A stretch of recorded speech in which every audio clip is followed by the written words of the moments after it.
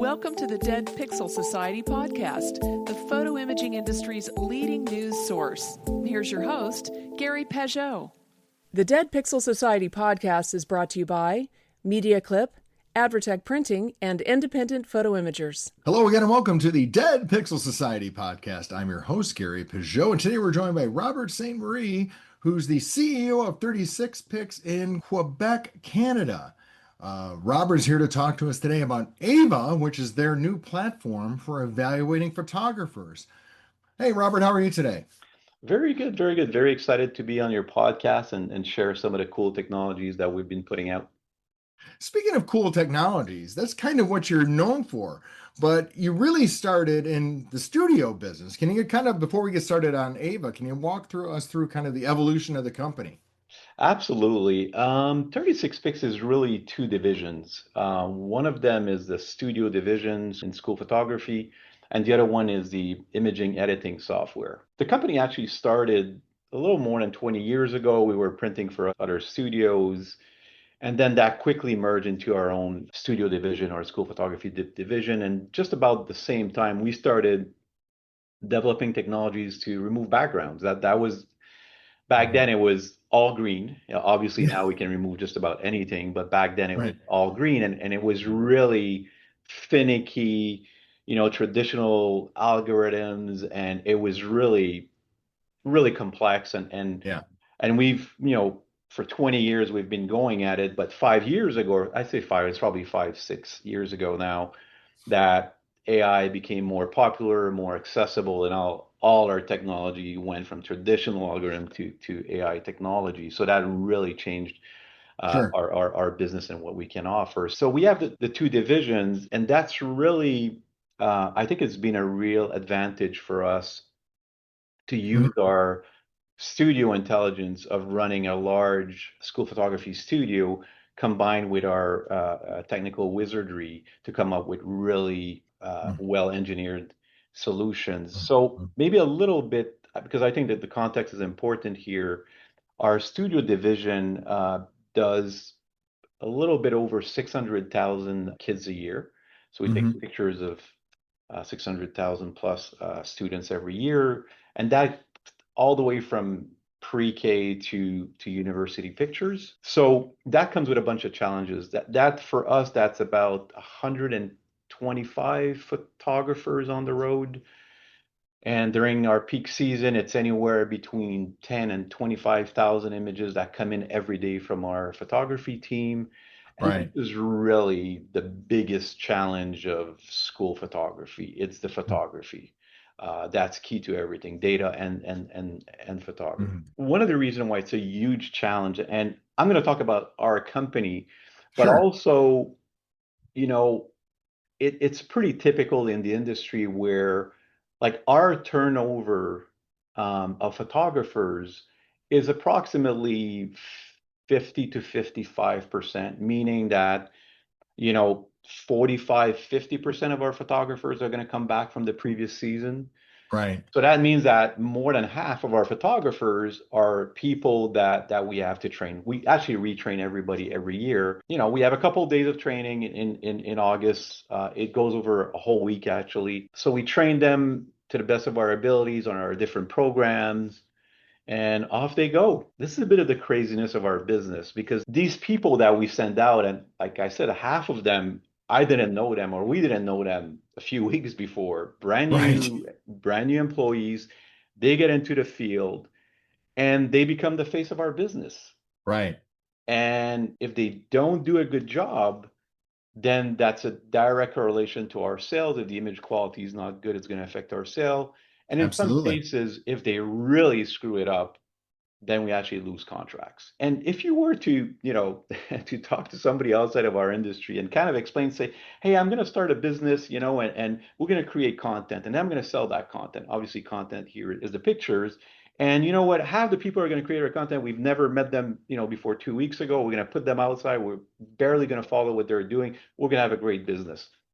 Probably everybody would tell you, no, that's just not going to work. But it does work, because our industry kind of works with it and makes it work. That's kind of the bigger and everybody in the industry struggles with that. And so Yeah, how we do it is the typical way that our industry rolls with that is that as the images come in, usually you'll identify one or multiple employees to try sure. to look at what's coming in.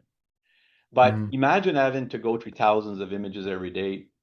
Right. Your brain, maybe not you physically, but your brain will go asleep Sure.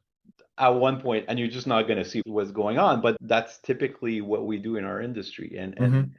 And this is really, I think, one of the most obvious problems that had to be solved, and yet it didn't exist before we came up with a new product called Eva. So, how were you doing it before then, right? I mean, obviously you have to evaluate photographers because, like you said, you're bringing on 50% new people every year because of attrition, or you may have to let people go, right? Because you're probably getting That's right. feedback or you're seeing stuff. So, how are you evaluating before those people who you said, listen, you're not cut out for this. You need to find a new career, right? What was your process before that? Yeah, that's a really good question. So the images come in, and we have people that go through folders, use different tools to look at the images and try to spot any trends in exposure or bad photography. And then feedback is given to the photographer. The Right. problem with this is that a lot of things, because there's so many images coming, a lot of things will be missed. And Sure. there could be a case where there's a photographer over multiple days has created a mess, Right. and it takes you a week to find out. And every day they're shooting, every day they're going to a different Absolutely. school, taking pictures, and you end up with five contracts, six, seven contracts that have gone sideways, and you're just kind of learning about it now. So that's kind of the way I would say most of the industry has something similar to what we were doing Hmm. in. Yeah, I mean, obviously there's a quality control step, and I haven't talked to any studio who says, no, we completely trust, these No, newbie of course photographers not. completely. We're going to send them out in the field and, they're going to come back with golden shots. No one does that. I mean, everyone's got No. some sort of system, right? That's right. That's right.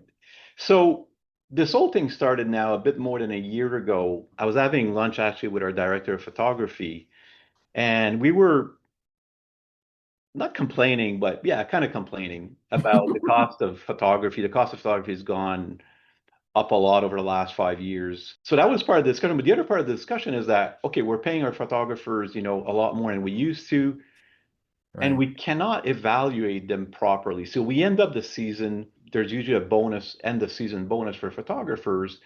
And literally, if they're still breeding at the end of the season, if they stay with us the whole season, they get their bonus and that's fine. But it didn't go any deeper than that. So that's when kind of the whole idea started saying, well, hang on one second. We have some technologies to evaluate images. We kind of know the business. Maybe we could put a dashboard that tracks that. And that's when really I said, and that when that little worm got in my brain, I Mm. could never come out after that. Right, And exactly. and that's when we started putting the pieces together. Okay, what are we missing from a technology point of view? Hmm. And we started building Eva. Hmm. And basically, what Eva does, as the images come through Eva, every image gets evaluated, and then we look at it for kind of the Hmm. common stuff, At like what point is it coming in the workflow? Is it intercepting? I mean, are you doing it as they're coming in prior to editing or? that's a good question. Actually, some of our customers have asked the same question. Most of our customers put the images through Eva before anything else. Okay. You could use it post editing. It's going to make your number, your scoring, because Eva does score every image that comes in. So it's going to make Right. your scoring better if you've corrected it and done some stuff. But then you're starting to hide the problems. Right. That's what I'm saying. You want to identify those early because if you're fixing for poor exposure automatically and using technology to do that, you're not catching those to begin with. Now, some could argue, well, that's why we have the correcting technology is to do that. But what you really want to do is get the images golden in the camera as much as possible. That's exactly right. So I would think that most people, that's the first thing they will do. And the faster you can do that, the faster you can correct a problem. Mm. If you see some work coming in, and we're able with our technology to segregate the images between all the photographers. So when you set up the system, you put all the photographers' name. So you know every image that come in, you know who it belongs to. So when you see a problem, you can contact, and we have tools in our platform to contact our photographers. We have all sorts of dashboard we can share with them. So this is not an end of season sort of response. This is a live response. Somebody does a shoot, That's right. you're seeing the grades, and you're saying, Michelle up in the northern Quebec province area is having problems. We need to get that person on the phone and fix that. That's right. So it is really meant as a near real-time tool because it's not real time. And this is just a word on that. We looked at, okay, could we do it at the camera on the spot? Right. There's Do it on the iPad right there, right? Yeah, I mean, it's in theory, it's the coolest idea, but in practice, a couple things is that there's a lot of processing that needs to happen in the background. But even if you put that problem away, the photographer, it's really challenging for a photographer to stay on beat when you're doing school photography. There's Sure. so many kids you gotta go, and you really don't have a lot of time. Right. If your iPad or computer is constantly flashing at you saying, stop, you're doing something wrong, you're just not going to get through it. So there's a couple real obstacles Right. doing real time. So near real time is at least within 24 hours, you kind of know what's going on. Yeah. But what's kind of interesting too, now that we've done this whole season, we're also offering some of our customers, hey, we can run your whole season. At least you'll have a good retro view of what went on and who were your Right. best. You could even theoretically tie bonuses, right? Or a That's right. compensation to this That's if you right. wanted That's to. right. That's right. So what are some of the things that Ava evaluates? Because I just figured out about 5 minutes ago that EVA is short for evaluation. So That's right. That's right. I'm a That's little right. slow on the uptake No, on no, that. no. That listen, it's good. It's good. So what are the things that it grades on specifically? Yeah. So, but before I tell you that, we had a whole thing about coming up with a name, and we obviously ended up on Eva. But my selection was Judgy, but I got voted out on that. Judge Dredd, maybe. So yeah, so we evaluate glasses glare, smiles, eye close, blurriness, what we call face shine, and some of these things where exposure actually is the other one. So I think there's six things. Exposure is a really interesting one. It's a bit of a wet bar of soap because exposure is something when you look at an image, especially when it's a thumbnail, sometimes it's hard to get the full story. And what I mean by that is that you can look at an image and let's say the lighting on the faces looks pretty good. The clothing could be blasted, either clipped or Right. or sat. So we have some very sophisticated way of looking at exposure, and we're assessing what's the repairability of the image. It might look not good, but we can recover it through Right. AI, color correction, and all that. Right. So we're trying to take all of that into consideration when we look at exposure. The killer problems are stuff like eyes closed. I mean, if the eyes are closed, I don't care that AI can rebuild fake eyes. I mean, that picture is not going to sell. Right. Blurriness is another killer. Glasses glare, if the lens is way covered, again, AI will create an eye because AI will do whatever, but Yeah. it's going to look really weird.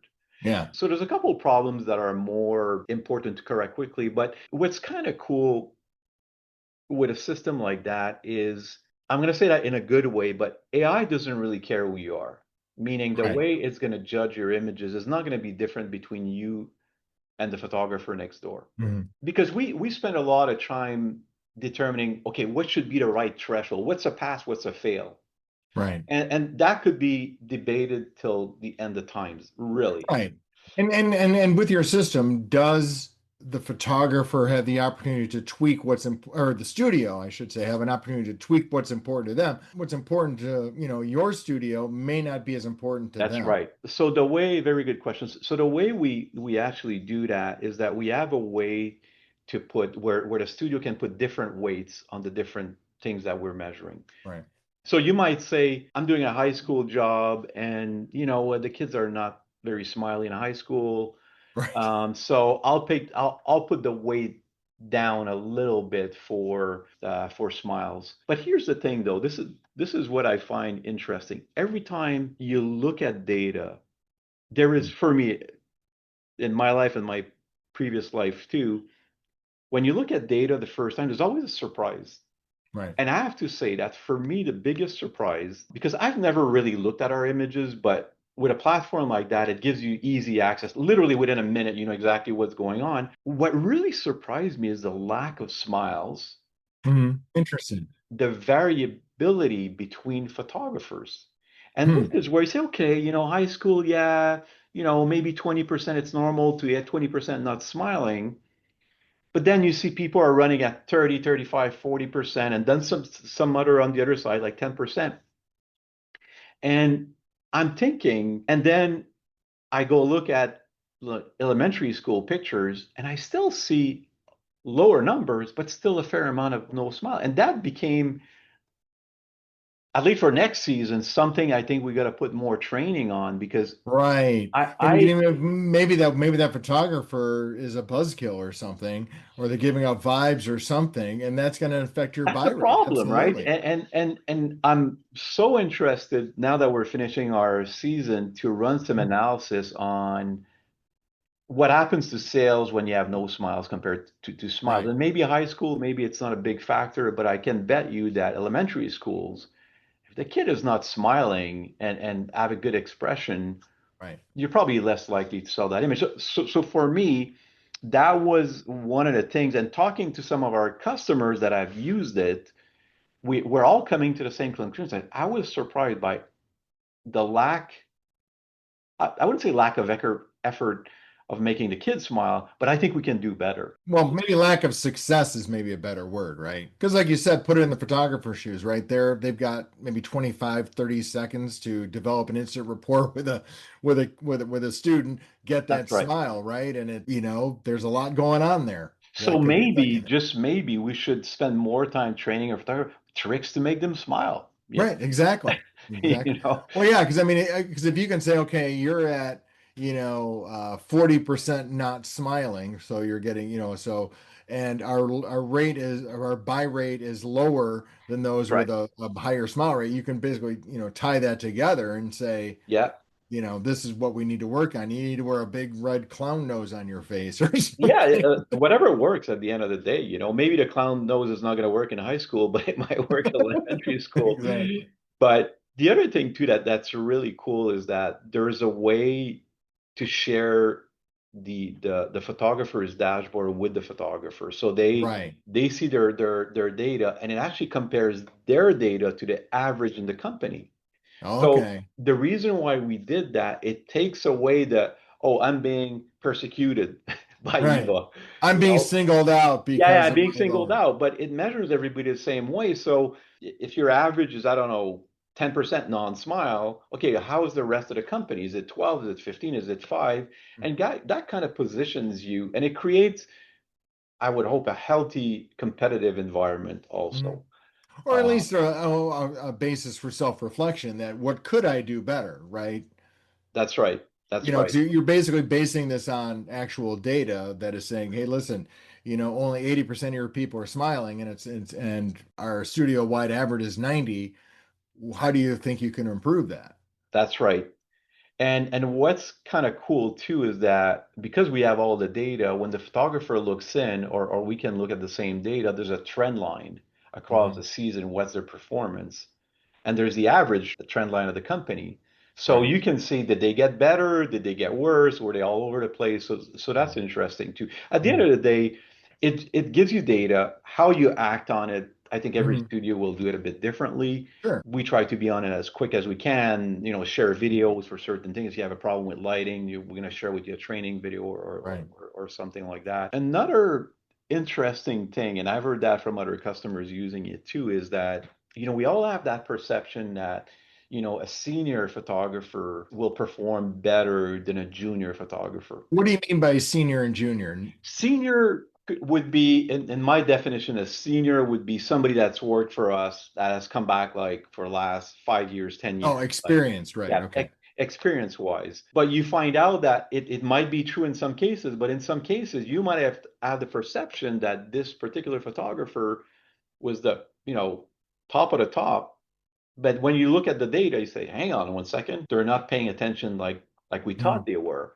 And Hmm. usually, seniority goes with, how much we pay a photographer. So again, it's all data that's Hmm. been a bit elusive in our industry. And Hmm. honestly, I think it's the technology that I'm having the most fun with because I think it's got the highest impact of anything we've done. Hmm. And there's Sure. so much potential.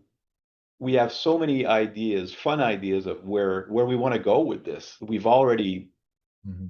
I think, moved the technology a fair Do amount. you have any of your customers who are could possibly use this to actually like service accounts, like go to a school and say, you know, use it to kind of talk about how effective their photographers are and all that. I mean, because I mean, there's all kinds of data being captured, right? I mean, you're capturing time, efficiency, how well they're moving through the shoot, all of those things as well, right? It's a good question. The way so far that we're able to use it is that when the data comes in, we're also catching the job number.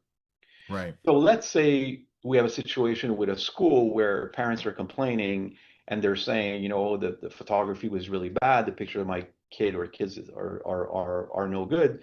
We can actually now go back to that photographer and actually quickly, and the word is quickly, look at the images that came from that shoot and the quality of the images. Hmm. So Right. that again, it just allows you to, I guess, drill down really quickly and go back to your point, go back to a school when you want to re-sign them. At least you can know what was the quality of the photography Right. to that school. And don't get me wrong, this business is never going to be about perfect images, but Right. one of the things I find about school photography that people tend or studios sometimes lose sight of is that quality, I think, is really important. I think the Sure. day that we don't produce these quality professional looking pictures is when we Sure. don't do school photography anymore because that's where we're there to provide a professional portrait at a reasonable price Hmm. parents of these children. That's what we do. And I think we have to be reminded of that once in a while that this is Sure. important. And you know, the wizardry of AI is cool. And obviously we use it to do all sorts of things in our business, Absolutely. but your image has to be good. You have to Right. start with a good Yeah, I mean, image. because I mean, that was always one of those things where it's like, the old fix it in Photoshop thought, right? That was sort of that idea. It's like, well, Yeah, no, if you want to get it right in the camera as close as possible and do as little in that, in the AI is sort of, that's right. the new Photoshop Yeah. in that sense. Yeah, that's right. I mean, it's a good old saying of, garbage in, garbage out. Yeah, yeah. If you were starting with an image that was not well shot, yeah, you can Mhm. bring it back. You can probably sell it, but it's not going to be the best experience. So when you were developing this, obviously seeing a need for it, you were using your own studio's data on this, correct? To train your models? Absolutely. I mean, we've done most of the AI. If you look at our AI product, again, because we have our own shop and all that, we were it's a little easier for us to train models and do what we Hmm. need to do to get to the right technology. Hmm. So yeah, again, that's a huge advantage to have our own studio and developing product because we see the problematic of running a shop. In terms of size, I think we're number three in the country. In Canada, we're definitely number one in our province. We've got the issues that you will find when you're doing over 1,000 schools Right. in a couple of months. Again, this is, Right. if we could do that on a yearly basis, it would be such an easy job. Yeah, But yeah, yeah. all this happens like literally within 2 months. Yeah. What is the model for the customer, right? If I was interested in using Ava, is it, a monthly charge? Is it per image? Is it per photographer, per job? What is the investment there on it for a photographer? It is a charge or a fee per image, Mhm. simply because our cost is based on images. An image comes in, we're going to use all sorts of cloud services and Mhm. compute and processing time and storage and do all Yeah, yeah. that. So, and we listen. When I started that project, I said, you know what, maybe I'll break that and we'll go with some other business model. But it's kind of hard because if you say, well, I'm going to charge per photographer, yeah, but we change photographers all the time. So what other model could work? So Right. we stuck to the good old my Hmm. cost basis is per image, so we'll charge per image. Yeah. Yeah, I mean, it makes sense. It's one of those things where it's just again just kind of there's a lot of different ways you could slice that, right? Right. So when you're getting set up on this, let's say for example, I was interested in becoming a customer, what's the onboarding process like? Because this is a whole new concept in evaluation. So I It imagine is. bringing It people is. on board is a bit of a challenge. So yeah, and this is a really, really good question. The friction, if we call it that way, is we need to put the photographer data into the system. Because doing all this, if you can't split the image automatically between photographer, you lose a lot of usefulness. Sure. So there's basically two ways of doing this. There's one way is when an image is taken by a camera, there's always in the file there's what we call the camera hardware ID that's coded into that file, that image. Right. So that tells us which camera took it. And mostly in our industry, a photographer has a dedicated camera. So we can make the link between that hardware and that photographer. And we have a Right. platform in Eva to do exactly that. We can basically link photographer with a camera ID or multiple camera IDs. So one photographer can have multiple cameras. And then automatically when an image comes in, that image belongs to that photographer. So Mhm. that's one way to do it. The other way is that some of our customers actually code the image name with the photographer's initial or name. Okay. And then when the image come in based on the name of the image, we assign it to the photographer. So that's a different way. But that exercise, and we have all sorts of tools to help that, but that's kind of the friction where, okay, I have 50 photographers. I have to put that information into the system. We help our customers. We say, just give me a CSV or an Excel or whatever. We're going to put it in. But that work needs to be done if you really want to get the usefulness of the tool, Sure. because you need to be able to know which photographer has done what to who. That's kind of the way. And then once that's set up, then you log into the platform and you see the images come in and you can quickly drill down. And again, what's kind of interesting is that last year you would have asked me to go look at some of the images that are coming in. I wouldn't even have known what to do. I would have, I guess, went to see one of our technicians. Okay, let's find some folders here, and I don't know. But Yeah. it's like now it's one click. I see everything. I see all the photographer. I see all the images. I can see all the images that came in, all the problematic per problem and all that. So just from a image management point of view, just that was like, wow, I can actually look at what's coming into my company. Yeah. That is amazing if you think about it. Yeah. There was really no way to do that before. With Yes, but I guess depending how you're set up, yeah, what software you're using yeah, to filter your images coming in, how you're organized and all that, that right, varies a lot between companies. But for us, the images come in, there's a folder structure per job, and then you kind of have to know how to navigate that. And obviously, right. technicians do, but I sure didn't. Yeah. So what I've been interesting about this whole idea is that being a studio yourself and seeing the need for the product and then creating the product, and it must be very gratifying then to see other studios interested in Eva, right? I mean, saying, "Oh my gosh, I needed that all along." What's that like as sort of an entrepreneur or as a business owner who's come up with this thing and seeing it received in the marketplace so well? It's the best feeling. Honestly, it is the best feeling to develop something that's useful. Honestly, Right. for me, it's been cool to develop all these editing softwares in the past. I would say that it's the first time that the feedback has been so good, so quick, Mhm. Right.